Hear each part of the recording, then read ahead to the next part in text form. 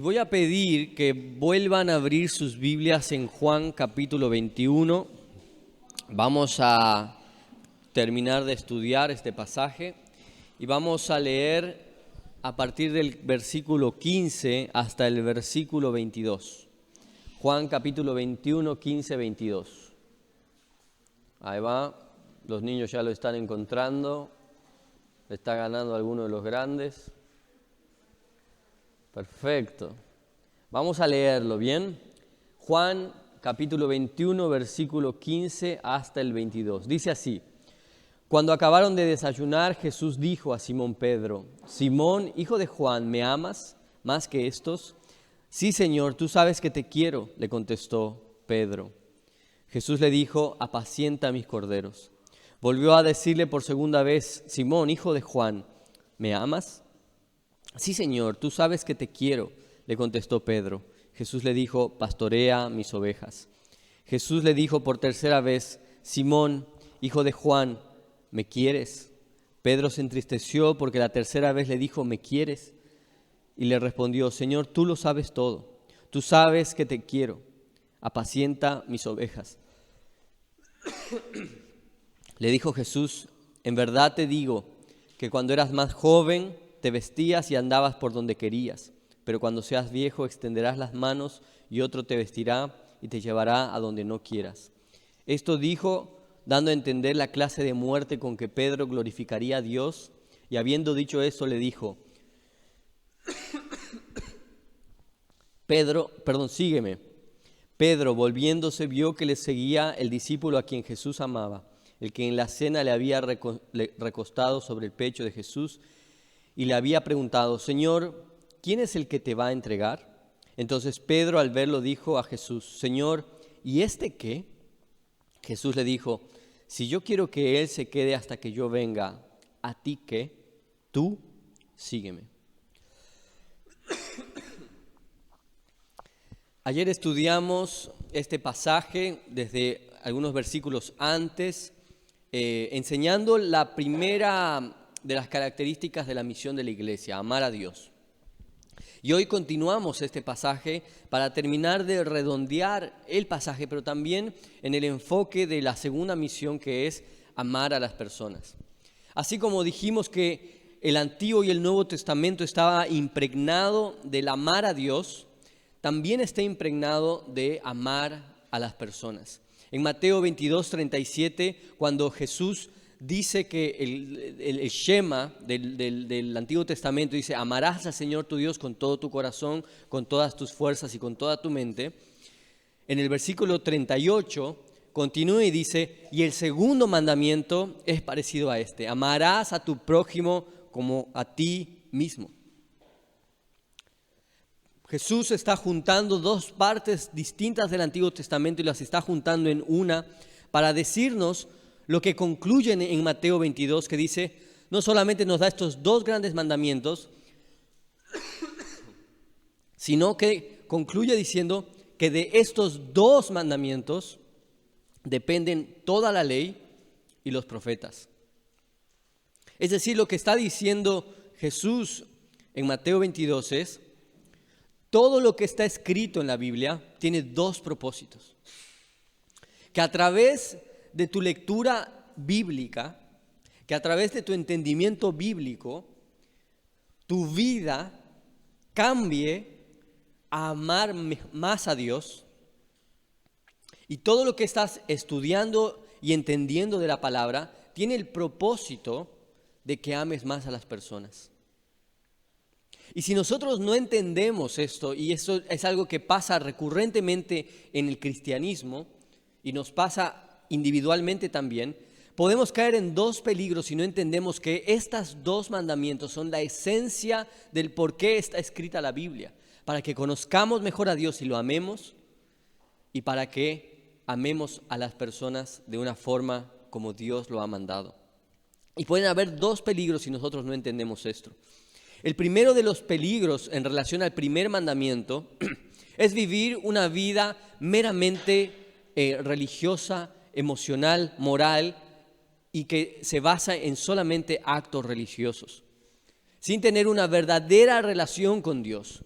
teniendo una apariencia de cristianismo, sin verdaderamente haber conocido a Dios, sin verdaderamente que exista un amor por Dios en el interior, pensando que simple servicio es lo que Dios nos manda hacer.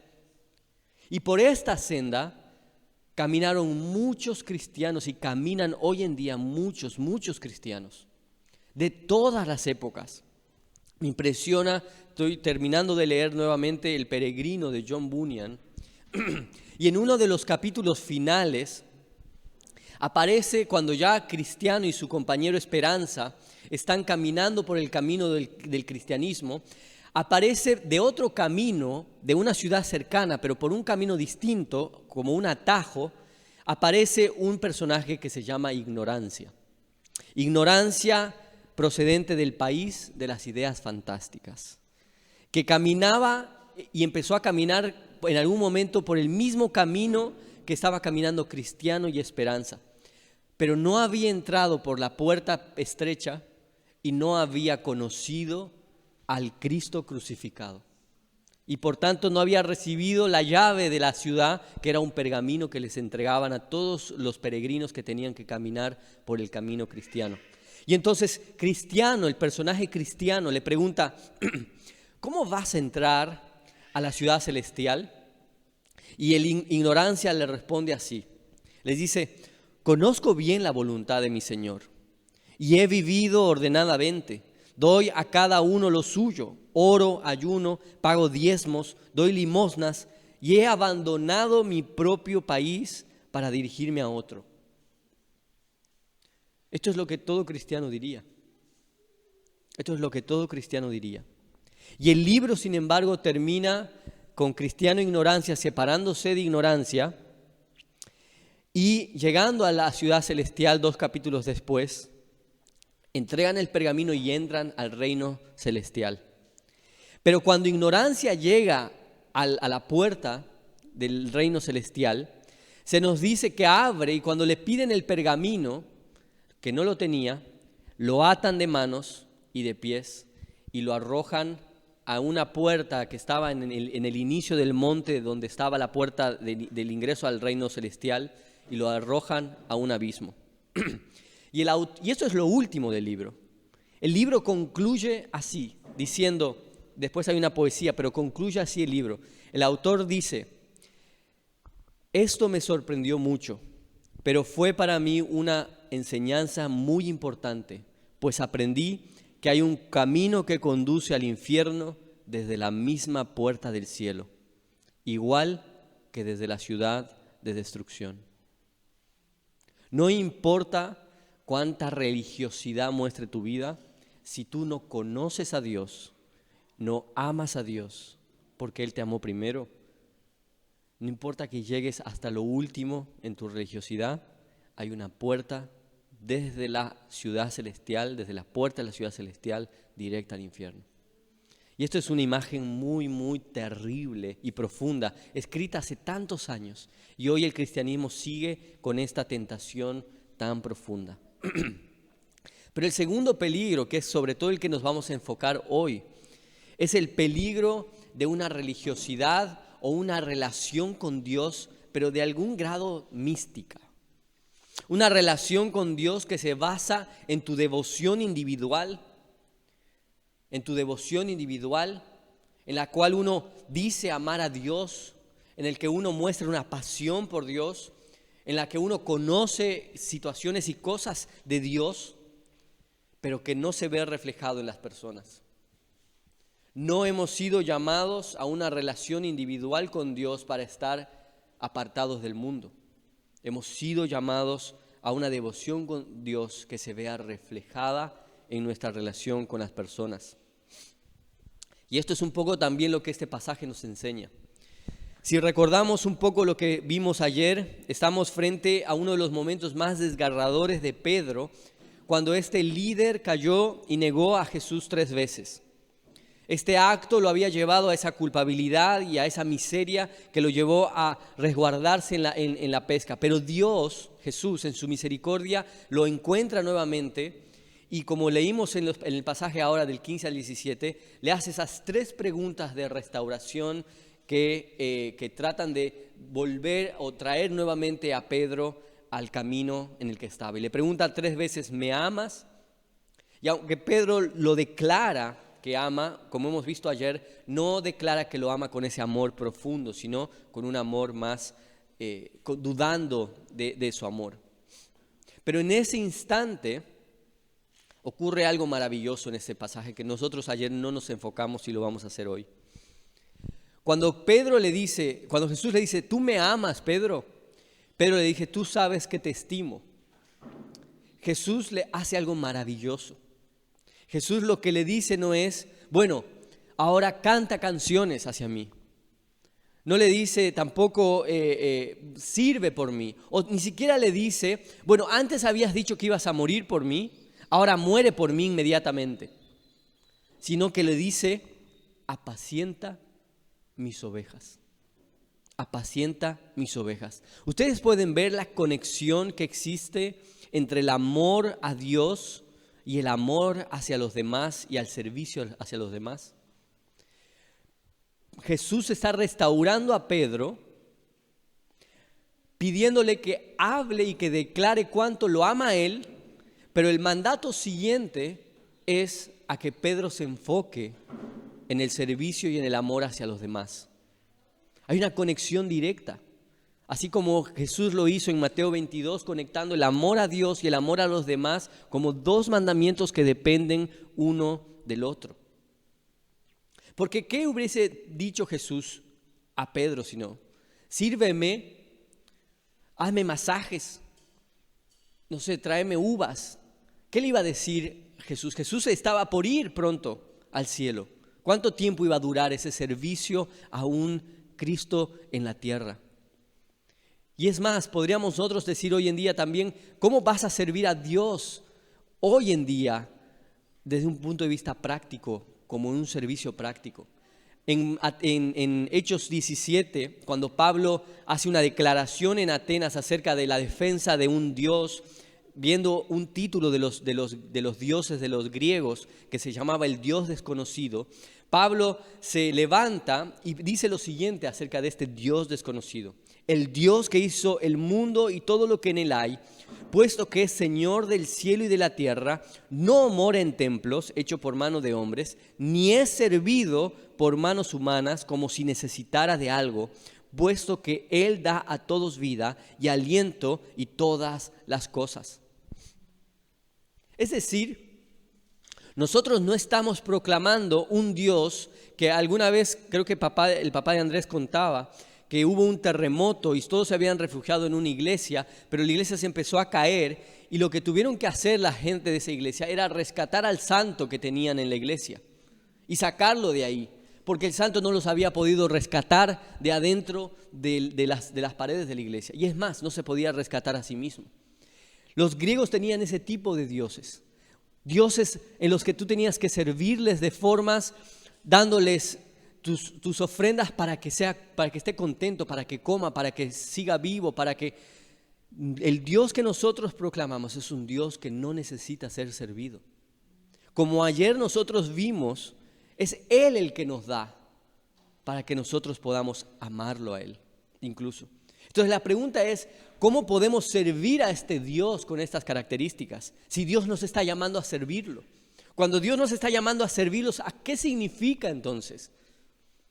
Nuevamente, yo no puedo servirlo directamente a Dios desde ese punto de vista. Un Dios que no necesita nada, un Dios al que le pertenece todo, ¿cómo puedo servirlo de una forma práctica? ¿Cómo puedo servirlo de una forma práctica? Y la respuesta directa que nos da acá Jesús de alguna forma es sirviendo y amando a las demás personas. Eso es lo que Dios nos manda. Dios dice en una parte, Jesús dice en los evangelios, ustedes no entrarán en el reino de los cielos porque cuando tuve sed no me diste de tomar agua. Y muchos le preguntarán, ¿y cuándo te vi, Jesús? ¿Acaso no eres el Dios que no necesita nada? Y Jesús les dirá, cuando viste que uno de estos pequeños que tenían sed vinieron a ti y no le diste agua, me la negaste a mí también. Pero ustedes que le dieron agua me dieron a mí. Así que ustedes entren en el reino de los cielos. Dios nos está llamando a servir a los demás cuando nos está llamando a servirlo a Él. Y no podemos separar el amor por las personas del amor por Dios. Primera Juan 4:20 dice, si alguien dice, yo amo a Dios, pero aborrece a su hermano, es un mentiroso. Porque el que no ama a su hermano que ha visto, no puede amar a Dios a quien no ha visto. Así que, de alguna forma, nosotros mostramos al mundo que amamos a Dios cuando amamos a las personas. Pero hay algo importante que tenemos que decir, es que la base de tu amor a las personas es tu amor por Dios y no al revés. Tu amor a las personas es tu amor por Dios y no al revés. Y esto es importante porque no somos llamados como cristianos a tener una mentalidad humanista. Una mentalidad donde el hombre es el centro de todo lo que hacemos. Donde podemos redefinir los conceptos de amor de acuerdo a los conceptos actuales o los conceptos donde se sientan donde vayan a sentir placer individual cada uno de los hermanos. Somos llamados a amar a las personas cuando primero amamos a Dios y por tanto amamos la forma en la que Él ha determinado cómo debemos amar a las personas. La base de nuestro amor no es un amor emocional. La base de nuestro amor se construye en la base de que Él nos amó a nosotros y que nosotros lo amamos a Él. Se construye y vamos a poder amar a las demás personas en la base y vamos a alimentar ese amor en relación a cuánto nosotros estamos teniendo esa relación personal con Dios, cuánto estamos entendiendo que Él nos ama y que nosotros lo vayamos amando más a Él. Y no es al revés. Porque si fuese al revés, Jesús no le hubiese preguntado a Pedro, ¿me amas? Le hubiera dicho, Pedro, apacienta mis ovejas y luego voy a ver si me amas. Pedro, apacienta mis ovejas y luego voy a decidir si me amas. No es así, sino que arranca diciendo, Pedro, ¿me amas? Y aún en medio de la duda, aunque exista un pequeño esbozo, alguna pequeña muesca de amor por Dios en la vida de Pedro, fue lo que él necesitaba para darle el servicio a los demás. Primera de Juan 4, 10 al 11 sigue con este concepto y dice, en esto consiste el amor, no en que nosotros hayamos amado a Dios, sino que Él nos amó a nosotros y envió a su Hijo como propiciación por nuestros pecados. Esta es la base del amor. La base del amor, como decíamos ayer, es que Él nos amó a nosotros. Ese es el amor. Y luego continúa el pasaje y dice, amados, si Dios nos amó así, también nosotros debemos amarnos unos a otros. Nuevamente, la base del amor es el amor de Dios por nosotros, es el amor de Cristo en la cruz. Pero hay una cosa más que este pasaje es bastante sorprendente. Como dijimos en esta conversación entre los versículos 15 y 17, Pedro está demostrando, y ya lo había demostrado, que no era perfecto. No solamente Jesús con las preguntas se los recordó, sino que Pedro estaba recordando en todo ese momento su insuficiencia en amar a Dios y en servirlo, como vimos mucho lo que vimos ayer. Y Pedro estaba quieto en esa insuficiencia de ser una persona incapaz, de ser una persona que había demostrado que caería, una persona frágil, y estaba quieta en esa insuficiencia. Y debo decir que hay muchos de nosotros que hemos sido paralizados en el servicio hacia los demás porque no nos creemos preparados o porque estamos quietos porque algún error nos ha hecho dejar quietos, o la culpa nos hace evitar el servicio, o incluso son capaces excusas que de alguna forma estamos colocándonos a nosotros mismos para no comprometernos en el servicio y en el amor hacia los demás. Porque vemos que no somos perfectos y entonces asumimos una pasividad en el amor hacia los demás y decimos, bueno, no, pero esto que yo no soy, yo no puedo enseñar, yo no puedo redarguir, yo no puedo ayudar a mi hermano que está en pecado, yo no puedo alentar, yo no puedo servir, yo no puedo... Y que lo haga el pastor, porque bueno, él sabe más. Yo no conozco suficiente, estoy recién comenzando, mi relación con Dios no está tan bien. Y ponemos múltiples excusas para no servir en el individual y en diferentes formas a Dios y servir a los demás.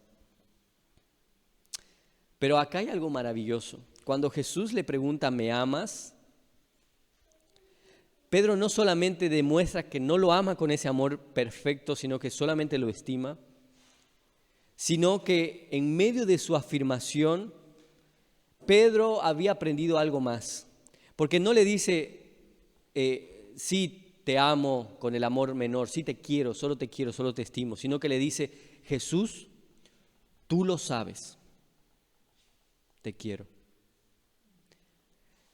Donde con lo que Pedro se estaba resguardando era decir, Jesús, tú sabes.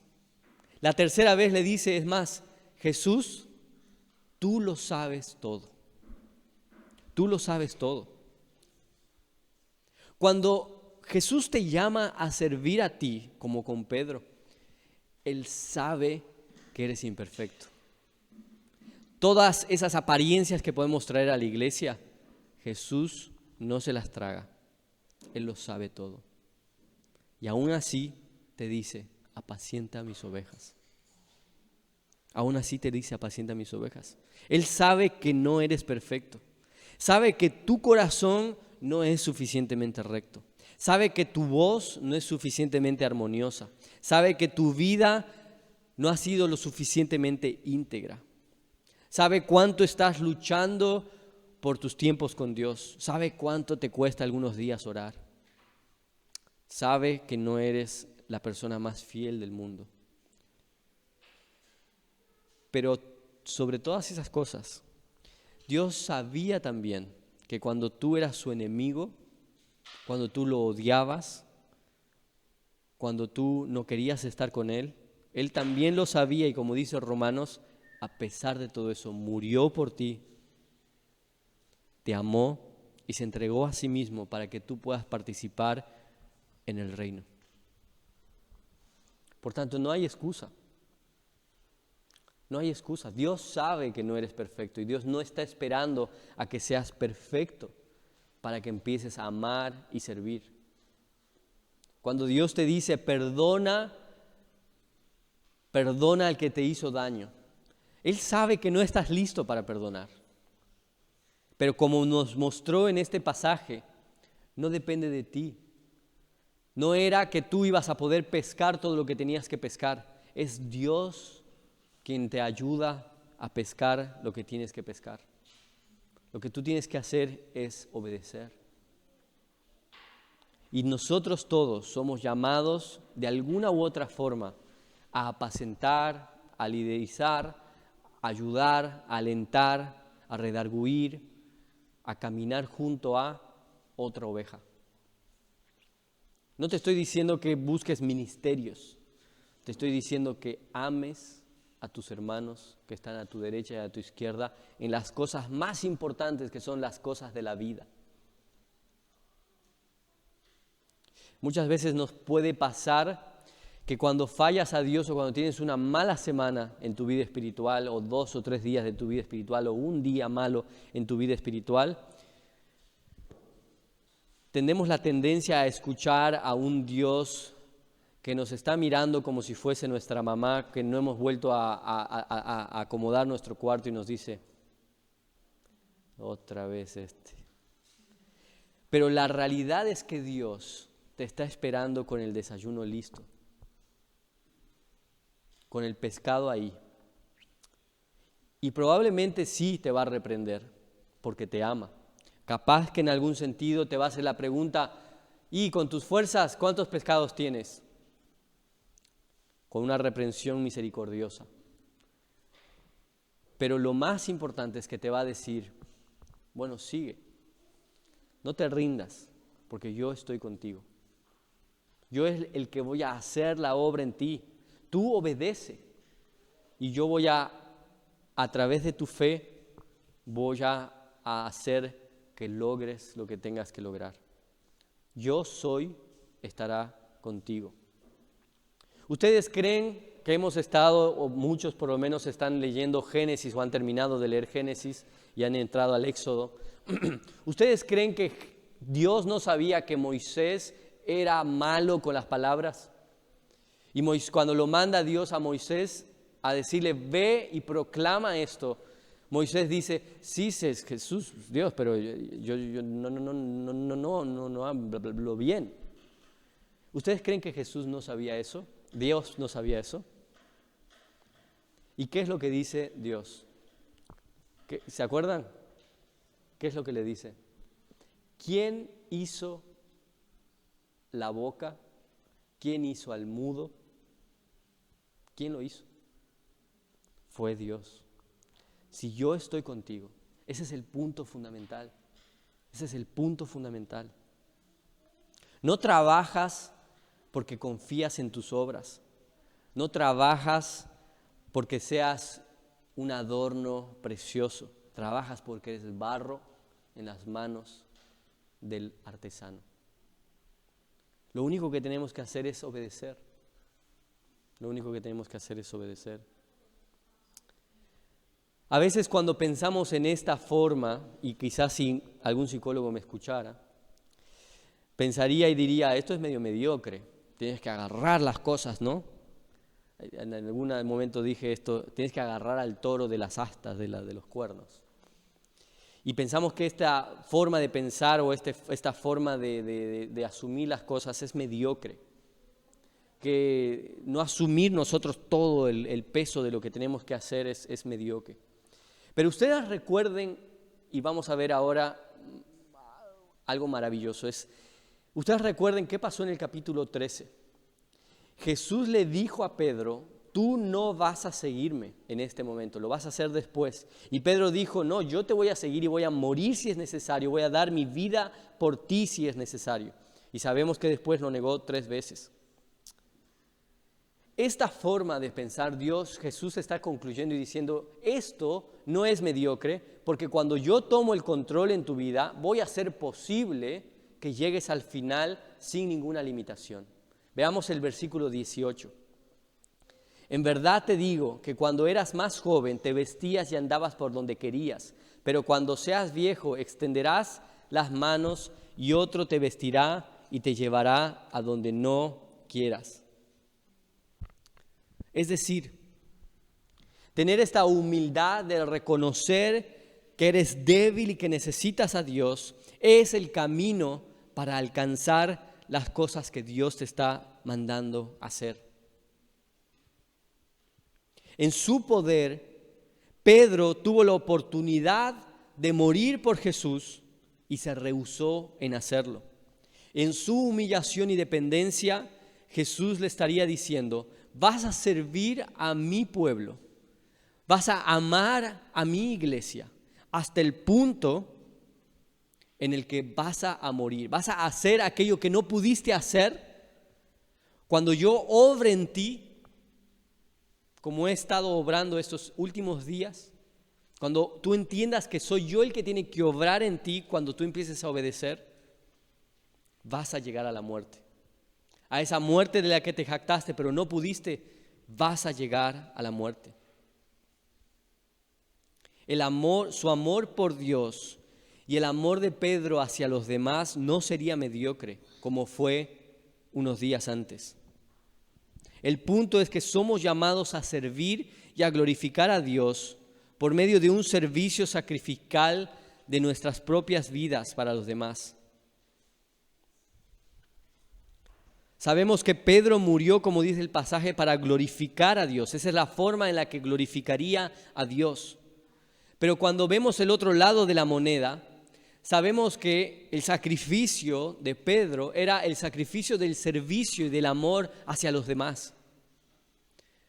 Que Pedro fue agarrado y muerto, no porque amaba a Dios escondido en su cuarto, individualmente, sino porque amaba a Dios y servía a Dios sirviendo a los demás.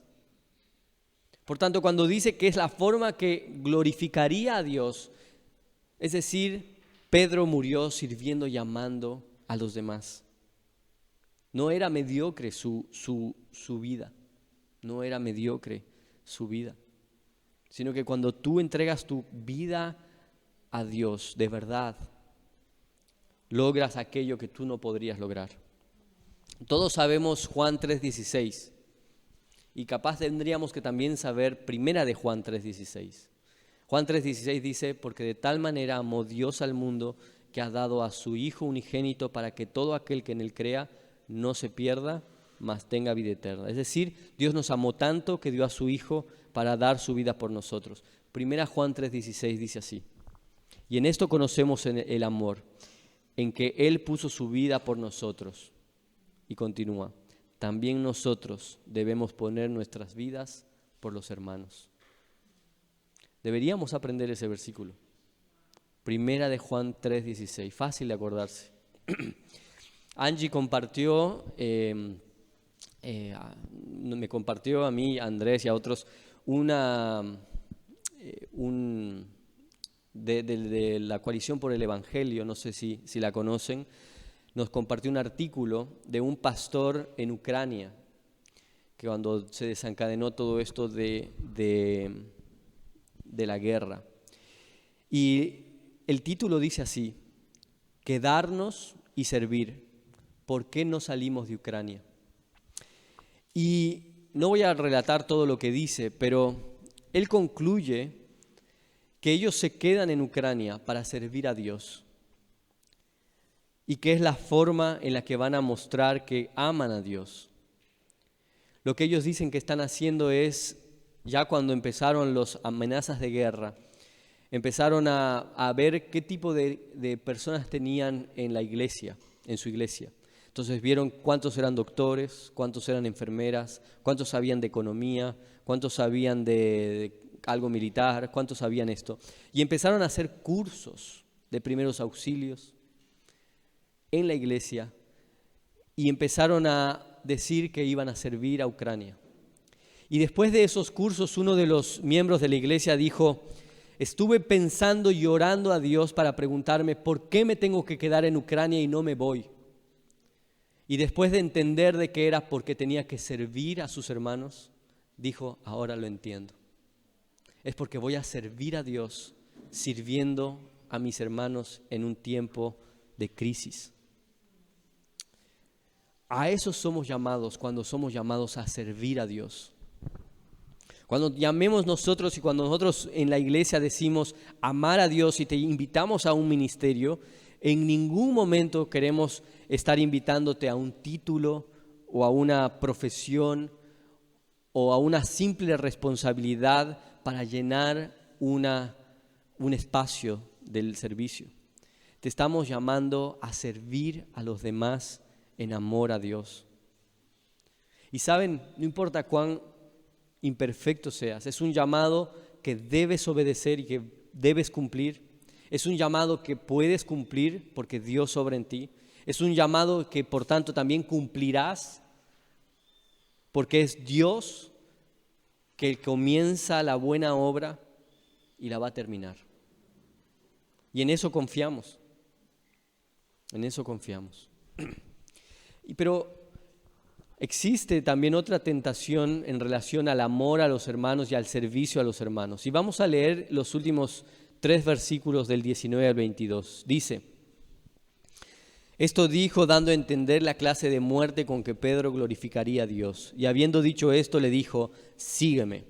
Pedro, volviéndose, vio que le seguía el discípulo a quien Jesús amaba. el que en la cena se había recostado sobre el pecho de Jesús y le había preguntado: Señor, ¿quién es el que te va a entregar? Entonces Pedro, al verlo, dijo a Jesús: Señor, ¿y este qué? Jesús le dijo: si yo quiero que él se quede hasta que yo venga, ¿a ti qué? Tú sígueme. Jesús acababa de darle la sentencia de muerte a Pedro. Esto es una locura, ¿no? Le dijo: vas a morir, Pedro, vas a morir. No como yo. Y como sabemos, Pedro, por los relatos históricos, murió crucificado y no quería morir como Jesús, entonces murió al revés, crucificado al revés. Pero Jesús le dio su sentencia de muerte. Y cuando vio al otro discípulo, al discípulo que Jesús amaba, dijo: ¿y este qué? ¿Qué va a pasar con este? ¿Qué será? ¿Vivirá bien? ¿Tendrá un ministerio grande? ¿No? ¿O cómo va a morir? ¿Cómo será? ¿Este también morirá? ¿También dará su vida por ti? ¿Va a ser crack como yo? Y Jesús le dice: tú sígueme. Tú sígueme. La tentación que tenemos siempre es a mirar a los demás y preocuparnos más en qué es lo que los demás están haciendo o están dejando de hacer. ¿Cuáles son sus habilidades? ¿Cómo te están sirviendo? ¿Hasta dónde llegarán? ¿Hasta dónde no llegarán? Pero cuando Jesús te diga: sígueme, tu respuesta no tendría que ser la de Pedro, que nuevamente sale el Pedro de antes. No tendría que ser la respuesta a decir: y bueno, pero ¿y Agus? ¿Agus qué? ¿Joaco qué? No tendría que ser esa nuestra respuesta. Sígueme denota una responsabilidad individual. No hay excusas. No hay que dentro de un ministerio los demás no hacen nada. Y entonces, no hacen nada. Y estos no hacen nada. No, tu responsabilidad es individual. Nos podemos excusar incluso en no amar a los demás y no servirlos por solamente el hecho de compararnos con los demás. Sígueme, te dice Jesús, ama a los demás. Y tú dices: no, pero este no me ayuda mucho, este no, está haciendo la plancha acá. O le dice: ama a tu prójimo como a ti mismo. Y dice: sí, pero este me trata mal. Este no me dio la mermelada de durazno que me gusta. No, este no. Sirve. ¿Acaso yo debo hacer todo? Míralo, está sentado comiendo y yo estoy lavando los platos. No, este no. O incluso sígueme y dice: sí, pero yo no lo puedo perdonar. O es que mi esposo o mi esposa no me deja hacer todo lo que tengo que hacer. Y empezamos cada vez más a preocuparnos en los demás y no mirar nuestra responsabilidad individual.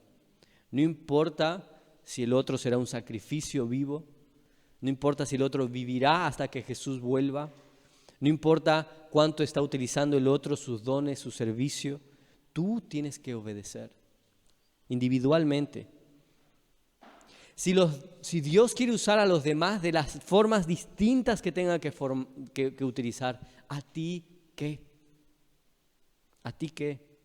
Sé la persona que Dios te está llamando a ser individualmente y utiliza todas las oportunidades que tienes para servir y amar a los demás. Cuando estés delante de Dios, no vas a poder decir: es que Joaco no me ayudaba. Entonces ahí me calenté, me enojé. No, tienes que amar. Lo único que le va a interesar en ese momento delante de ti, Dios, es a decir: ¿por qué no amaste? ¿Por qué no serviste? ¿Por qué no utilizaste esta oportunidad para amar a los demás? El punto de todo es: ¿qué estás esperando para amar y servir a los demás? ¿Qué estás esperando? Y todos aquí tenemos diferentes formas de ser. Cada uno tiene su propio carácter. Quizás la tentación más grande de algunos es en ser muy reservados, en no largarse a querer servir y amar a los demás con lo que saben de Dios. Y a tener esa tentación que hablamos al principio de ser una persona que ama a Dios en su individualidad, pero que tal vez no quiere acercarse mucho a las demás personas y las repele de alguna forma. Bueno, tienes que saber que Dios te puede utilizar igual. Tienes que saber que Dios va a utilizar esa tu imperfección, esa tu debilidad, para mostrar a las personas que las amas. Ahora, tal vez eres más bien del otro grupo de personas. El otro grupo de personas que es más extrovertido, más alegre, más social. Y estás en todo. Que no te pase la tentación de decir, ¿y este qué? ¿Y este calladito qué? Tú sirve y profundiza tu relación con Dios. Y en ninguno de los dos lados seamos la persona que simplemente hacemos las cosas por hacerlas. Nuestra base nuevamente de nuestro servicio y amor a los demás es que Dios nos amó a nosotros primero y que nosotros lo amamos a Él. No olvidemos eso. No olvidemos que son los dos mandamientos de los cuales dependen la ley, los profetas y tu vida. La ley, los profetas y tu vida. Dios va a hacer la obra en tu vida. Tú solo obedece. Tú solo ama, tú solo perdona, tú solo sirve, tú solo y no mires a nadie más. Vamos a orar.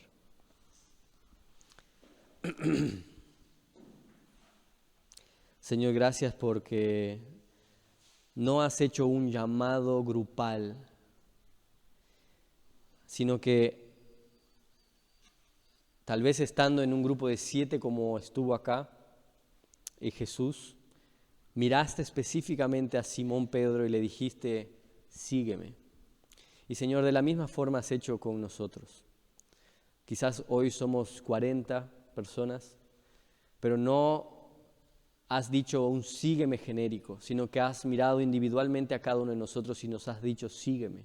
Cada uno con sus dones, cada uno con sus talentos, cada uno con su historia, cada uno con sus debilidades, cada uno con sus imperfecciones que no nos hacen peores instrumentos, sino que nos hacen instrumentos que te necesitan.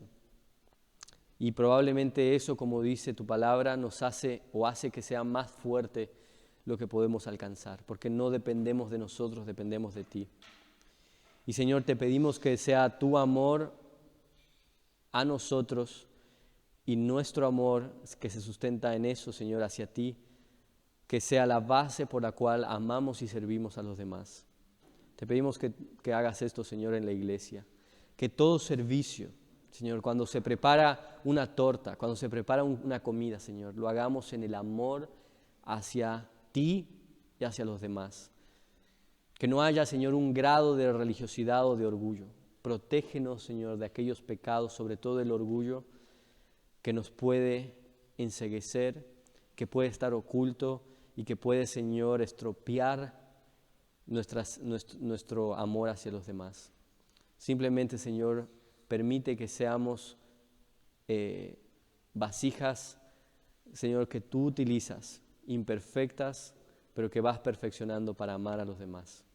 Te agradecemos porque dependemos de ti y en eso, Señor, podemos confiar que tú vas a hacer la obra, Señor, que vamos a alcanzar y vamos a llegar a eso que no pudimos hacer por nosotros mismos, que vamos a morir antes glorificándote o vamos a morir de viejitos en el lecho, pero glorificándote y viendo nuestra vida que ha sido productiva, no porque nosotros hayamos obrado, sino tu gracia en nosotros.